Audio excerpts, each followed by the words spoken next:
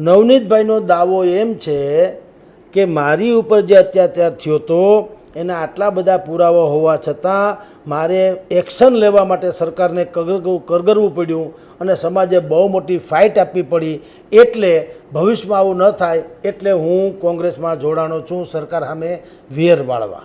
એટલે દાવો તો એનો છે કે હું હવે સમાજને ઉપયોગી થઈશ. પણ જેટલા લોકોની સાથે આપણે વાત કરી છે, હીરાભાઈ સોલંકી, પરસોત્તમ સોલંકી કે ભાઈ કોળી સમાજના અગ્રણીઓ, એ બધાના રિવ્યૂઝ તમે વાંચો, અત્યારે જુઓ જે ટીવી મીડિયામાં એ લોકોએ બધાએ આપ્યા છે, એ જુઓ તો એમ લાગે છે કે નવનીત બાલદિયાએ સમાજનો ઉપયોગ કરી લીધો.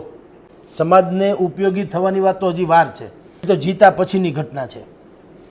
સવાલ એ છે ભાઈ કે હાર્દિક પટેલથી આ સિલસિલો શરૂ થયો. વરુણ પટેલ, હાર્દિક પટેલથી માંડીને અલ્પેશ પટેલ જુઓ, બધા જેટલા લોકો એ સમાજના નામે જ્યારે આગળ આવ્યા હતા ત્યારે કસમો ખાધી હતી કે હું કોઈ રાજનીતિમાં જોડાવાનું નથી, મારા માટે સમાજનું હિત જ સર્વોપરી છે.